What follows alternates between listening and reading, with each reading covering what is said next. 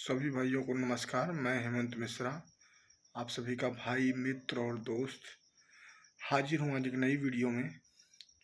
तो वीडियो का मुद्दा है आरएसएस प्रमुख मोहन भागवत जी, जो कि हिंदुत्व की रक्षा करने के लिए जाने जाते हैं।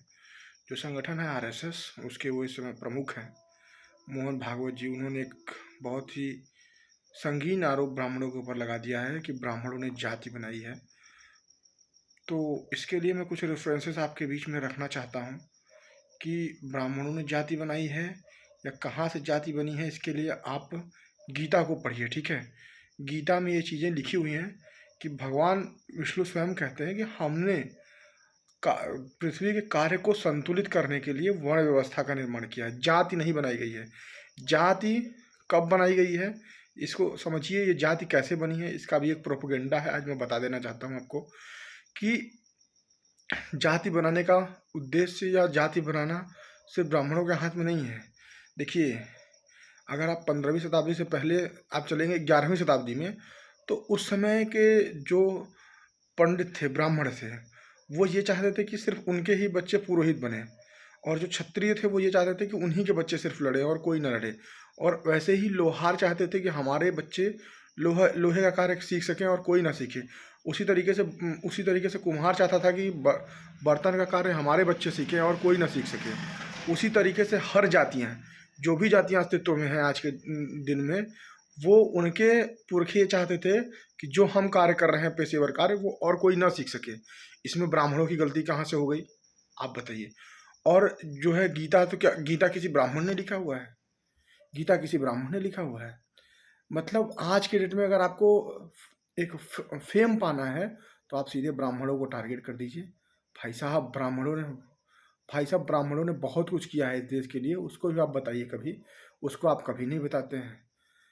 आप जाके चेक कीजिए, नोबेल प्राइज़ करीब 14% नोबेल प्राइज़ अकेले ब्राह्मणों ने भारत देश को दिलाया है। कुछ लोग कहते हैं कि ब्राह्मण जो है ब्राह्मण अंग्रेजों के दलाल थे।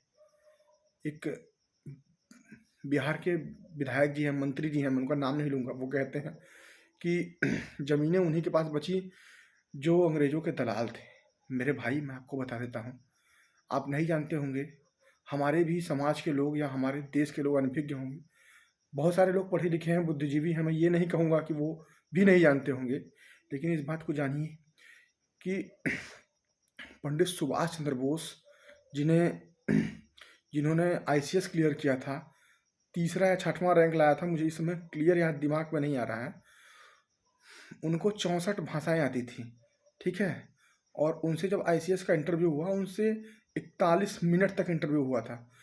जो इंटरव्यू पैनल बैठी थी, उसने ये उनको उनको उनका ये जांच करने का प्रयास किया कि कहीं तो ऐसा हो जहां जो चीज़ें बोस को ना आती हों, लेकिन वो सारी चीज़ें उन्होंने बताई।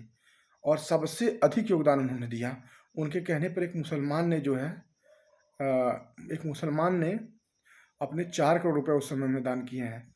और सुभाष चंद्र बोस जी ही भारत के एकमात्र ऐसे लीडर थे जिनका सम्मान मोहम्मद अली जिन्ना करते थे। और उनके 2 नेशन थ्योरी की बुक को आप पढ़ेंगे तो उन्होंने यही कहा है कि अगर स्वतंत्र भारत के प्रधानमंत्री सुभाष चंद्र बोस बनते हैं तो मुझे पाकिस्तान नहीं चाहिए। वो नेहरू पे क्यों बिलीव नहीं करते थे? क्योंकि वो जानते थे कि वो हक, वो अधिकार वो उन्हें नहीं दिला पाएंगे। और सुभाष चंद्र बोस काबिल थे, इसलिए उनके पीछे, उनके लिए लोग उनकी इज्जत करते थे। ये मैं नहीं कहता हूँ, ये जिन्ना की किताब कहती है, और आप कोटेशन जाके पढ़ लीजिएगा, ठीक है। और जहाँ तक रही बात किस क्षेत्र में हमने देश का नाम नहीं बढ़ाया, हमारे समाज ने नहीं बढ़ाया। आपने कहा कि हम लोगों ने जातिवाद किया, हमने कब जातिवाद किया, आप बताइए।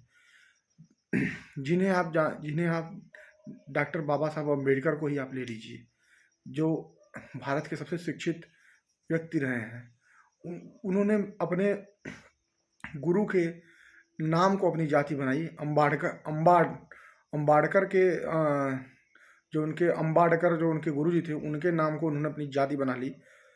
तो ब्राह्मणों ने कब किसका शोषण किया है? ब्राह्मणों ने कब जातियाँ बनाई? ब्राह्मण नहीं उन्हें पढ़ाया। आप देखिए ना, आप हिस्ट्री खोल के पढ़िए। मैं कभी किसी को कुछ नहीं कहना चाहता था ना, मेरा कोई मकसद है कि मैं किसी को प्रूव करूं, लेकिन जिस तरीके से आजकल जो षड्यंत्र चल रहे हैं ना, एक समाज के खिलाफ, एक जाति के खिलाफ, विशेषकर जाति के खिलाफ।